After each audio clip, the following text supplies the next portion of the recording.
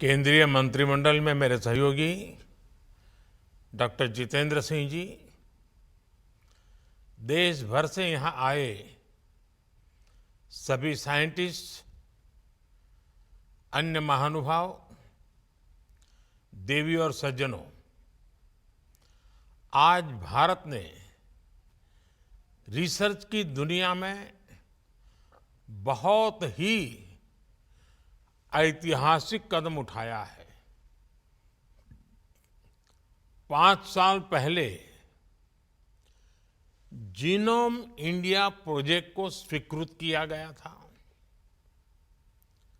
इस बीच कोविड की चुनौतियों के बावजूद हमारे वैज्ञानिकों ने बहुत मेहनत से इस प्रोजेक्ट को पूरा किया है। मुझे खुशी है कि देश के 20 से ज्यादा दिग्गज रिसर्च संस्थानों जैसे आईआईएससी, आईआईटीज, सीएसआईआर एंड बीआरआईसी ने इस रिसर्च में अहम भूमिका निभाई है। इस प्रोजेक्ट का डेटा 10,000 भारतीयों का जीनोम सीक्वेंस अब इंडियन बायोलॉजिकल डेटा सेंटर में उपलब्ध है। मुझे विश्वास है बायोटेक्नोलॉजी रिसर्च के क्षेत्र में ये प्रोजेक्ट एक मील का पत्थर साबित होगा। मैं इस प्रोजेक्ट से जुड़े सभी साथियों को बहुत बहुत शुभकामनाएं देता हूं।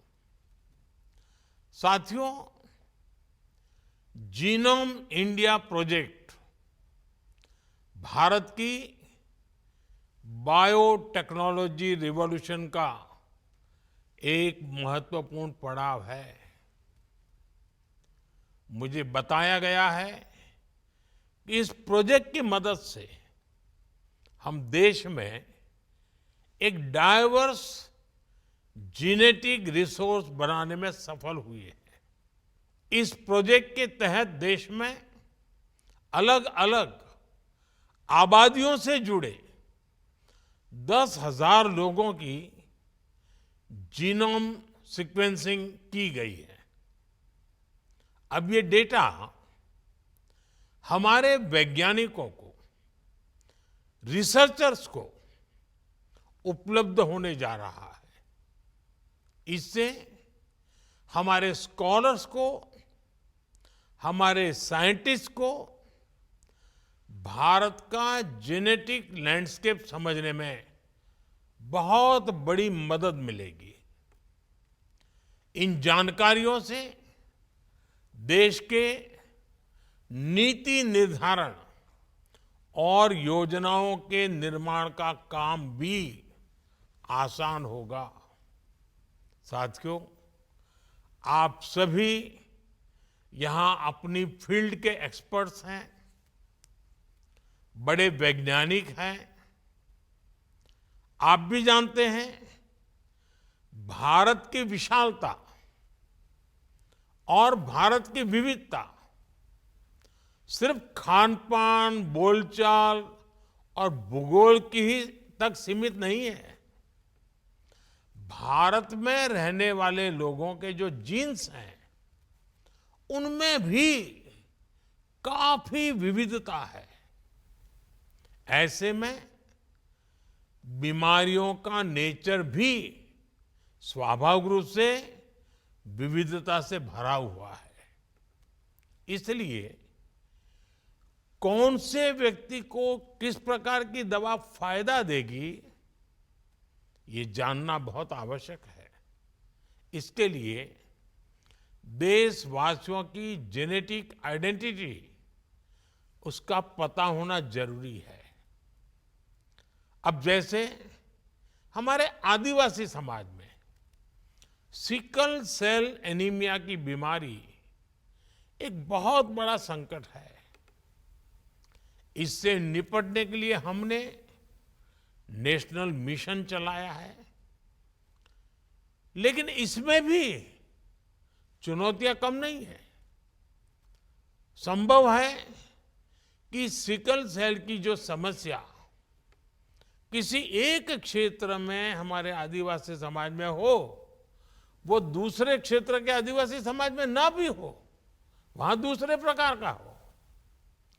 इन सारी बातों का पक्का पता हमें तब चलेगा जब एक कंप्लीट जेनेटिक स्टडी हमारे पास होगी।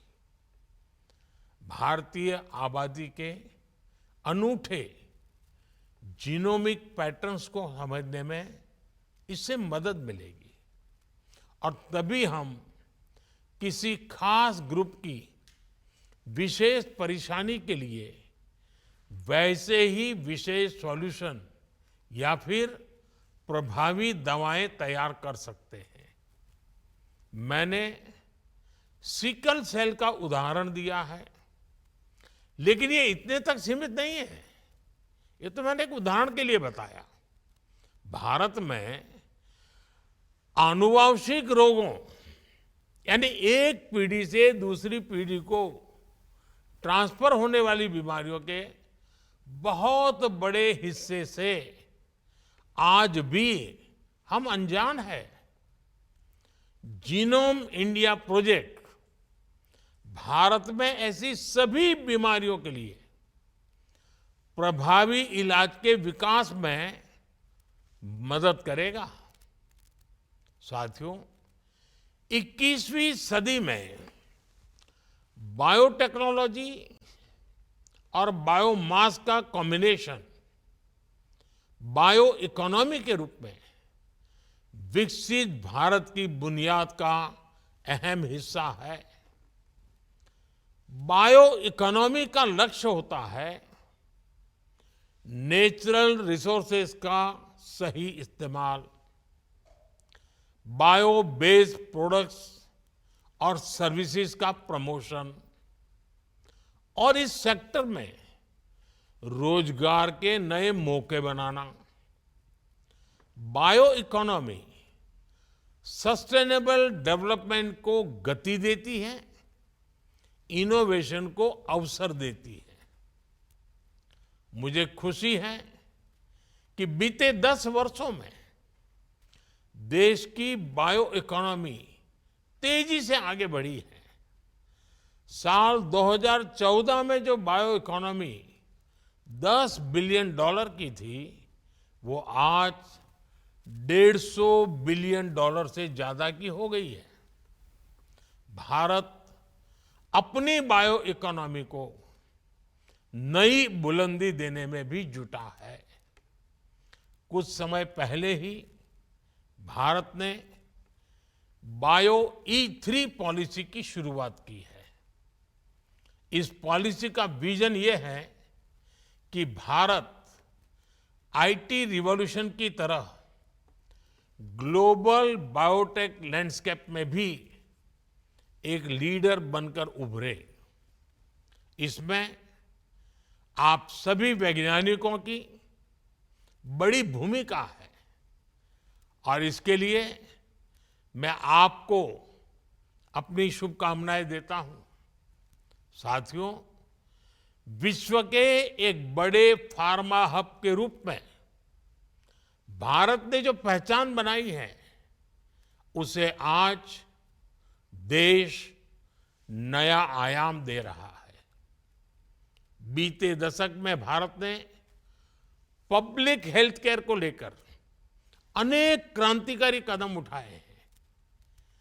करोड़ों भारतवासियों को मुफ्त इलाज की सुविधा हो, जन औषधि केंद्रों में 80% डिस्काउंट में दवाएं उपलब्ध कराना हो, आधुनिक मेडिकल इंफ्रास्ट्रक्चर का निर्माण हो, ये पिछले 10 साल की बहुत बड़ी उपलब्धियां हैं। कोरोना काल में भारत ने ये सिद्ध किया है कि हमारा फार्मा इकोसिस्टम कितना सामर्थ्यवान है।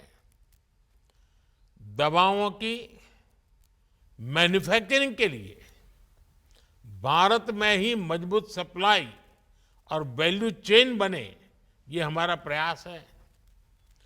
जीनोम इंडिया प्रोजेक्ट अब इस दिशा में भारत के प्रयासों को नई गति देगा, नई ऊर्जा से भरेगा।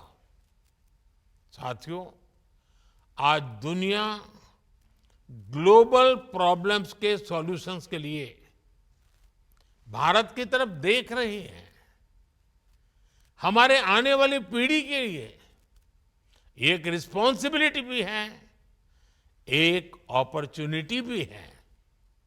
इसलिए आज भारत में एक बहुत बड़े रिसर्च इकोसिस्टम का निर्माण किया जा रहा है।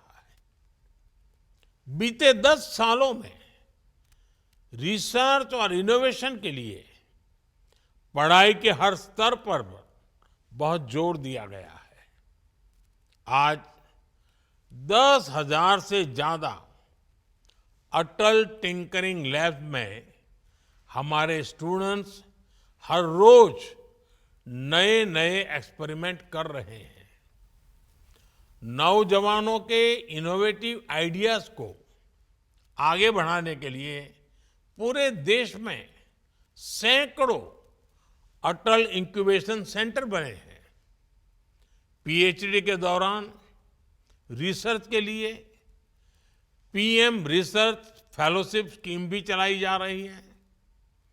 मल्टीडिसिप्लिनरी और इंटरनेशनल रिसर्च को बढ़ावा मिले, इसके लिए नेशनल रिसर्च फंड बनाया गया है।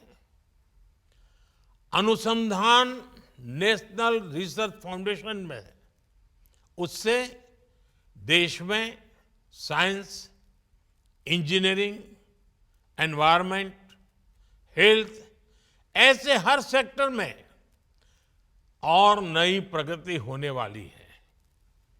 सनराइज टेक्नोलॉजीज में रिसर्च और इन्वेस्टमेंट बढ़ाने के लिए सरकार ने 1 लाख करोड़ रुपए का कॉर्पस क्रिएट करने का भी निर्णय लिया है। इससे बायोटेक्नोलॉजी सेक्टर का भी विकास होगा और यंग साइंटिस्ट को बहुत मदद मिलेगी। साथियों, हाल ही में सरकार ने वन नेशन वन सब्सक्रिप्शन का एक और अहम फैसला लिया है। दुनिया के प्रतिष्ठित जर्नल्स तक भारत के स्टूडेंट्स की, रिसर्चर्स की पहुंच आसान हो, उन्हें खर्च न करना पड़े, हमारी सरकार ये सुनिश्चित करेगी।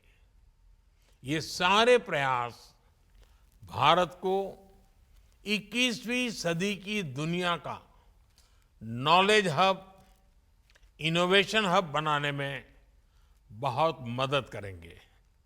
साथियों, जिस तरह हमारे प्रो पीपल गवर्नेंस ने, हमारे डिजिटल पब्लिक इंफ्रास्ट्रक्चर ने दुनिया को एक नया मॉडल दिया है, मुझे विश्वास है उसी तरह जीनोम इंडिया प्रोजेक्ट भी जेनेटिक रिसर्च के क्षेत्र में भारत की छवि को और सशक्त करेगा।